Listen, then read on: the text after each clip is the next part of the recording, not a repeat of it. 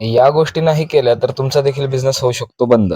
तर नमस्कार मित्रांनो, स्वागत आहे तुमचं स्टार्टअप ब्लॉग सिरीजच्या डे 17 मध्ये. गेल्या काही ब्लॉग्समध्ये आपण कपड्यांची क्वालिटी व फॅब्रिक मटेरियल्स बद्दल जाणून घेतलं. आता फॅब्रिक मटेरियल्स हे मॅटर करतातच, त्याचबरोबर कपड्याची क्वालिटी देखील मॅटर करते.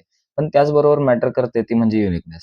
आता मोस्ट ऑफ द काय होतं, की प्रत्येक ब्रँडकडे आपल्याकडे क्लोथिंग ब्रँड आहेत, प्रत्येकाकडे क्वालिटी आहे, प्रत्येकाकडे डिझाईन्स देखील आहेत. पण मेन मुद्दा येतो तो म्हणजे कस्टमर सॅटिस्फॅक्शनचा. काही ठिकाणी कस्टमर्सला क्वालिटी आवडते, पण प्राइस रेट खूप जास्त असतात. तर काही ठिकाणी त्यांना खिशाला परवडणारी प्राइस भेटते, पण क्वालिटीचा तर काही पत्ताच नसतो. मेन मुद्दा म्हणजे हाच, की जर तुम्हाला क्वालिटी आणि प्राइस रेट हे दोन्ही जर कस्टमर सॅटिस्फॅक्शननुसार जर तुम्ही ठेवले, तर तुमचा बिझनेस हा चांगल्या पद्धतीने ग्रो करू शकतो. मग त्यासाठी तुम्हाला कपड्याची क्वालिटी म्हणजेच तुम्हाला वेंडर असा शोधावा लागणार, की जो तुम्हाला कमी रेटमध्ये तुम्हाला माल सप्लाय करेल.